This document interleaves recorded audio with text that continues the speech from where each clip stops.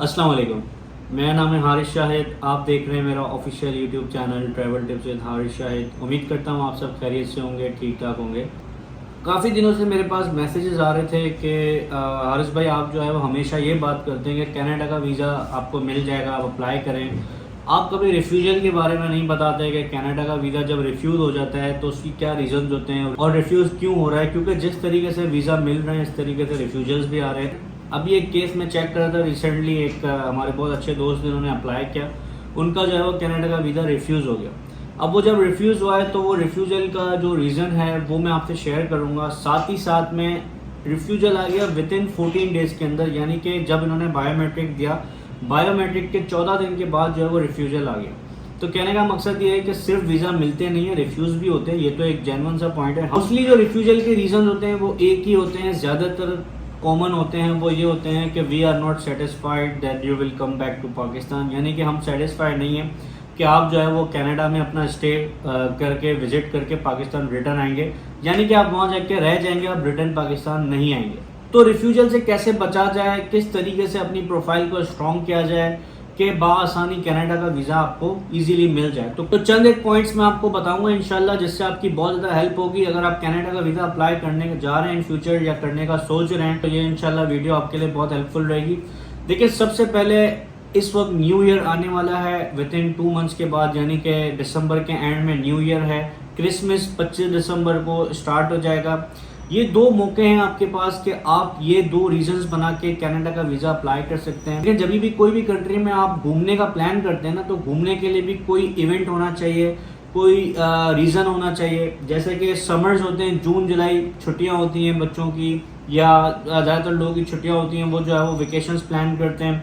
इसी तरीके से न्यू ईयर हो गया या क्रिसमस हो गया, कुछ ऐसे इवेंट्स होते हैं जो इंटरनेशनली बहुत ज़्यादा मनाए जाते हैं। वहाँ पर जाके आप इन चीज़ों को देख सकते हैं, वहाँ पे जाके जो है वो इन चीज़ों को एंजॉय कर सकते हैं। तो ये ट्रैवल प्लान जो है वो बहुत ज़रूरी होता है। जैसे मैंने पहले वीडियो बनाई थी, स्पेन के हवाले से एक फेस्टिवल चल रहा था ला टोमाटीना का, जो कि एक फेस्टिवल है जिसकी टिकट लेके आप अप्लाई करें। काफ़ी लोगों को वीज़ा मिला, उनका वीज़ा अप्रूव हुआ, तो एक जेन्युइन रीज़न होता है तो आपको वीज़ा मिलता है। तो इस वक्त जो है वो क्रिसमस और न्यू ईयर के बेसिस पे आप अप्लाई करें।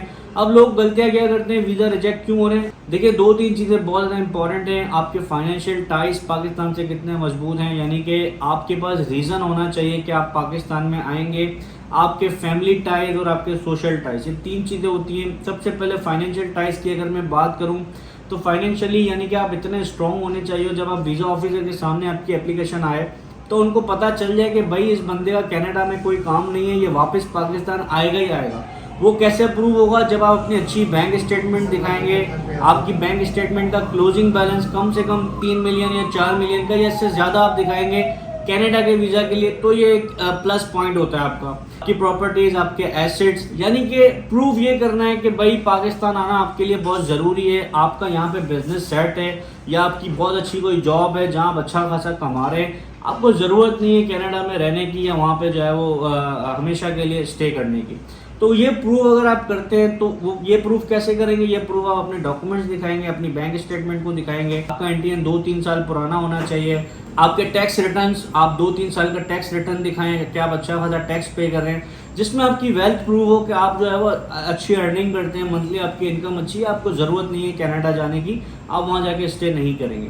दूसरी बात अगर मैं करता हूँ फैमिली टाइज, फैमिली टाइज में ये प्रूफ करना है कि आपकी यहाँ पर फैमिली है। आप लोग कॉमन मिस्टेक क्या करते हैं, अपना एफआरसी लगा देते हैं जो अपनी फैमिली का होता है। यानी अगर मैं मैरिड हूँ तो मेरे बीवी बच्चे, मैंने वो एफआरसी लगा दिया, मैंने अपनी फैमिली का एफआरसी नहीं लगाया, यानी मेरे फादर का, मेरे मदर का, मेरी सिस्टर का।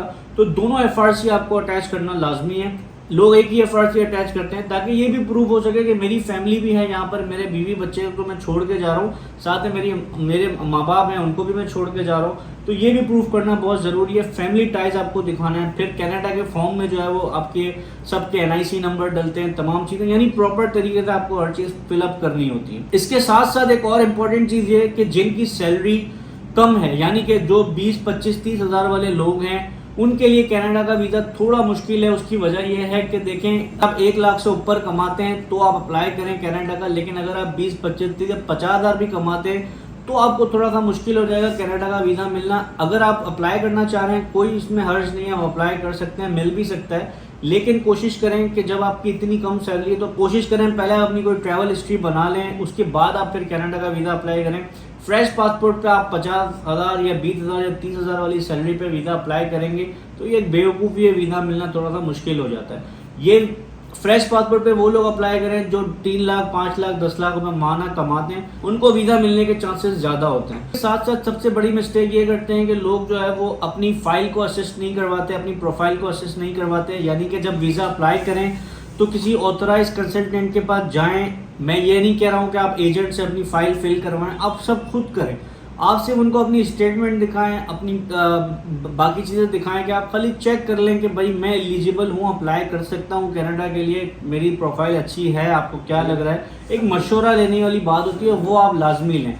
लोग अपनी मर्जी से खुद अप्लाई कर लेते हैं और जो है वो वीज़ा 15 दिन में रिजेक्ट होकर आ जाता है, 1 महीने में रिजेक्ट होकर आ जाता है। इसमें सिर्फ और सिर्फ मिस्टेक क्या है कि आप छोटी छोटी गलतियां करते हैं, आपकी एप्लीकेशन रिजेक्ट हो जाती है, नुकसान सिर्फ और सिर्फ आपका होता है। कुछ छोटी चीज़ें होती हैं, ट्रैवल प्लान बनाना, इसके साथ साथ जो है वो फ्लाइट रिजर्वेशन की टिकट हो गई, आपकी डमी होटल बुकिंग हो, ये तमाम तरह चीज़ें माइनर चीज़ें बहुत ज़्यादा इंपॉर्टेंट होती हैं जो हम जो है वो अगर खुद कर रहे होते हैं तो वो उन चीज़ों पे ध्यान नहीं देते हैं। तो कंसल्टेंट होता है वो अच्छी तरीके से आपको गाइड करता है कि आप ये चीज़ें कर लें। अप्लाई भले से आप खुद करें लेकिन आप एक हेल्प जरूर ले लें किसी से भी। तमाम तरह चीज़ें होती हैं कि आप अपने आप को रिफ्यूजल से बता सकते हैं। कनाडा का वीज़ा रिफ्यूज़ इन्हीं वजह से होता है और कोई वजूहत नहीं होती हैं।